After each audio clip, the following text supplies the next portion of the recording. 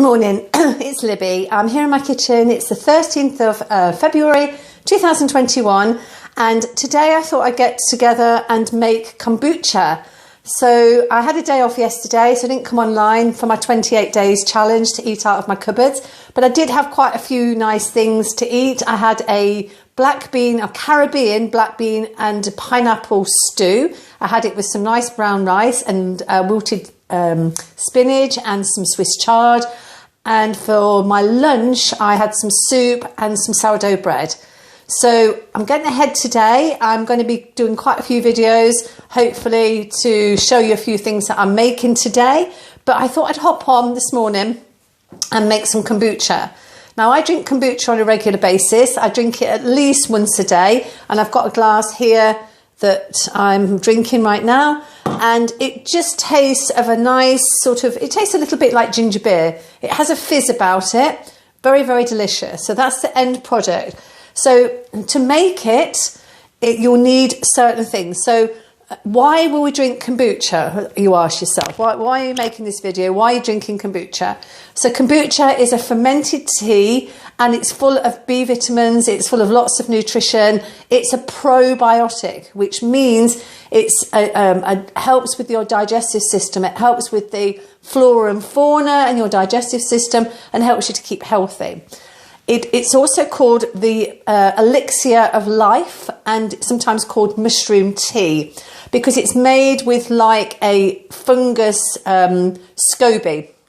And a SCOBY is, the acronym of SCOBY is a symbiotic colony of bacteria and yeast. That's a bit of a mouthful, but that's what it means. So it's not yeast. It isn't. I'm just getting away from that. So if you can't eat yeast, it's not like the bread yeast. It's a different thing. It is like a fungus, but what it does, it eats the sugar and turns it into this drink. Now, it has a very, very, very, very small amount of alcohol in it. I mean, it's minimum. It's like 0.0001 of a percentage. So hasn't really got any alcohol in it. That is not to say that if you leave it long enough, it could turn to alcohol, but I never leave mine long enough it always gets drunk quite quickly. So it's very easy to make. In the winter, it takes a lot longer to come to its brew. In the summer, it takes a lot quicker because it's warmer. So it needs the warmth to work. So what you will need, first of all, you'll need some equipment. You'll need a jar. This is a sweet jar. And if you go to the kebab shop or the fish and chip shop in your local village, they have pickled eggs, and they come in these big jars. So you could scrounge one of those. I've scrounged a couple of them in the past. Could do with a couple more to get some more from them, which I might see if I can blag a few. And in here, I've got 2 cups of kombucha that's already been made. So when you make your batch, you need to remember to keep 2 cups, so that makes the next starter. You will need a SCOBY, which I'm not going to show you it because it's like infused in that jar there. In fact, what I could do is I will put it in the jar, okay? And I'm not going to really show you this because it's quite disgusting. I'll be honest with you. It doesn't look very nice. I used to have visitors here, and my kombucha would always be sitting on the side brewing, and people would look at it and they'd go, oh my God, what is that?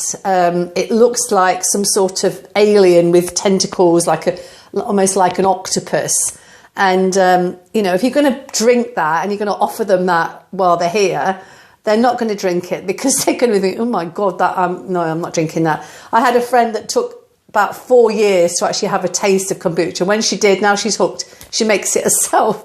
So, please do not be put off by this, but I've put it in here out of the way so you don't really see it. It's like a rubbery sort of thing.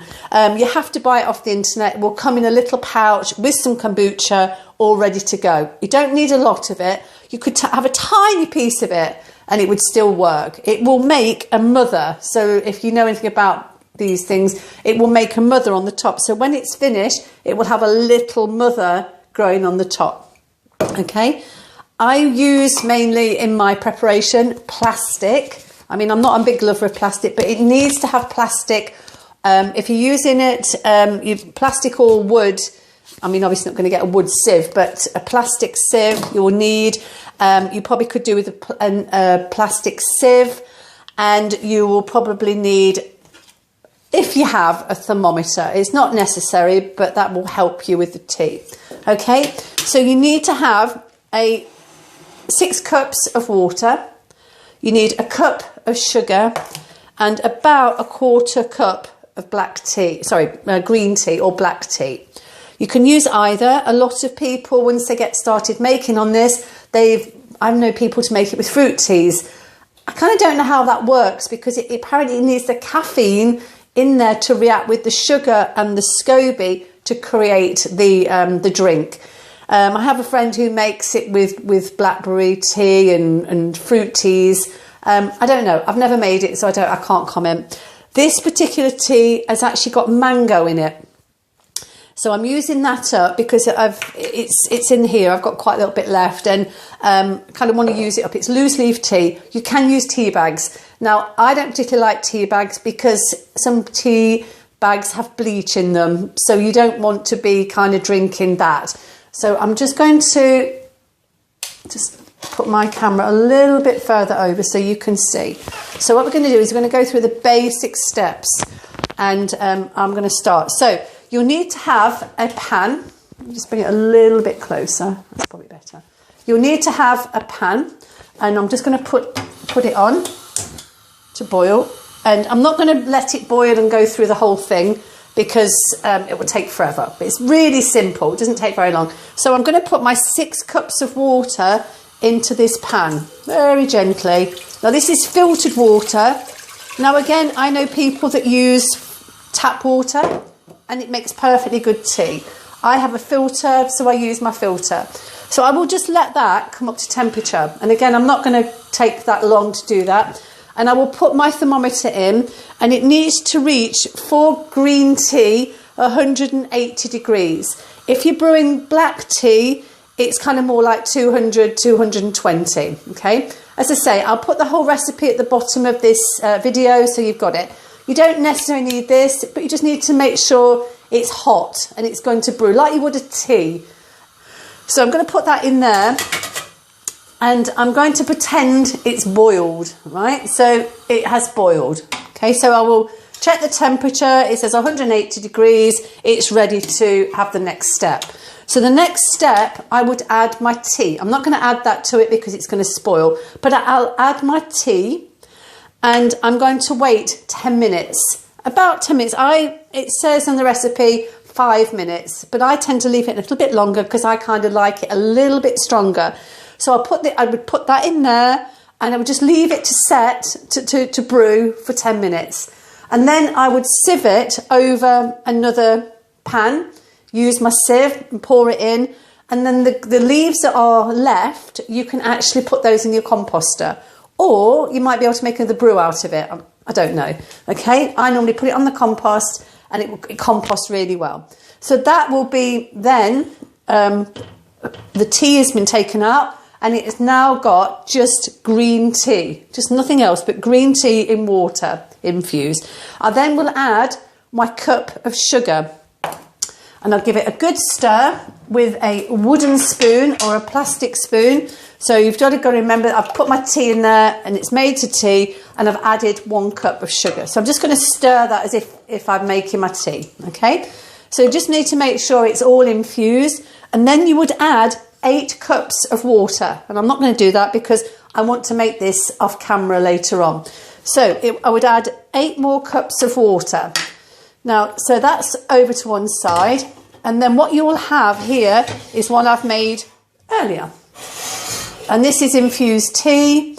And then what I do is I leave it overnight. I usually leave it overnight, and then it will cool down. You want it to be cooled to about 70 degrees, less than 100 degrees. Otherwise, it's going to kill this in here. This doesn't like heat, doesn't like hot water. It likes warmth, but it doesn't like heat.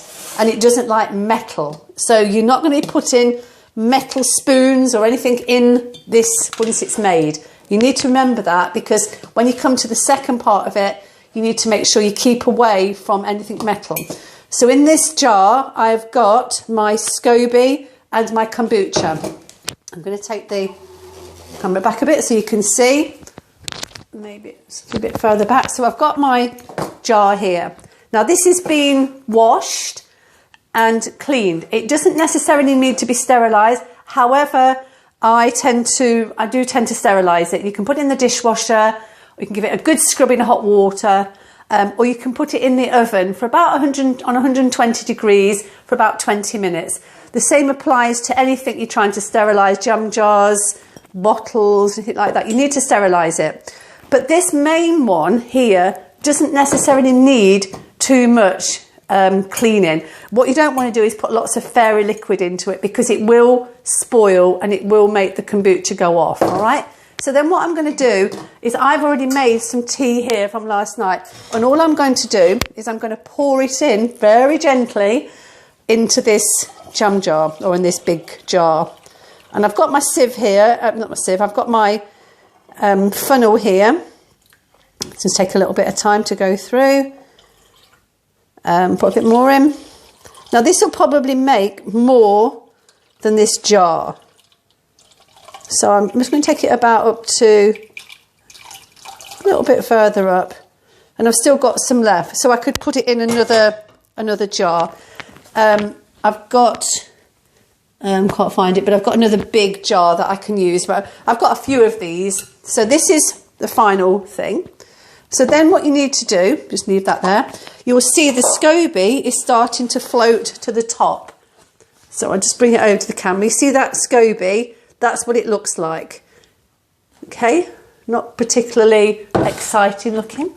And then what I would do is I'll cover it with a tea towel, or like so, over the top, put an elastic band around the top, and then just sit it in my kitchen, somewhere out of the way. It doesn't like to be in direct sunlight, so I just normally leave it on the counter with its little hat on.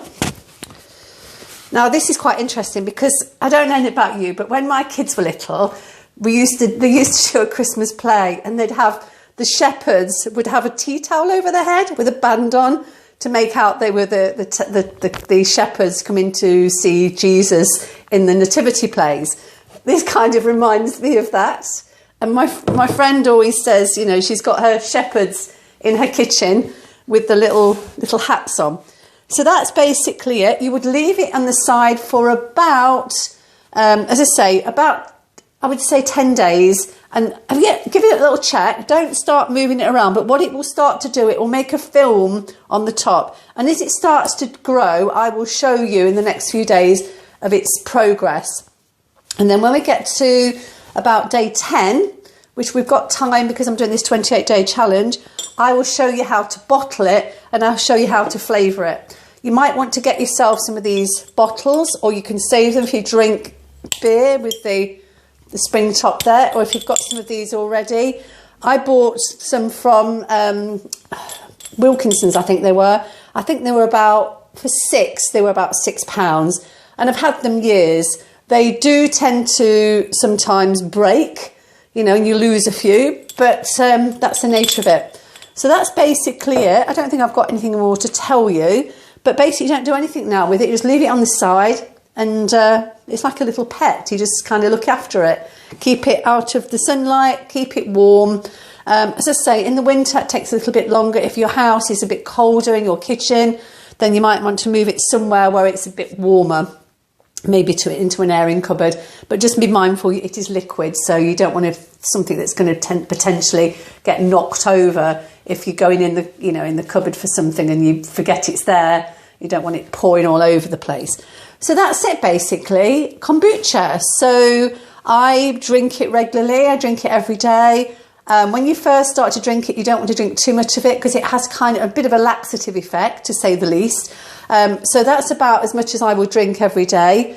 And yeah, it's very delicious. I keep mine in the fridge, so it's kind of cold. You don't necessarily have to have it cold. And you can, as I say, you can flavour it with ginger, fruits, all sorts of stuff. So have a really great day, and tomorrow's Valentine's Day, hence I'm wearing my little heart.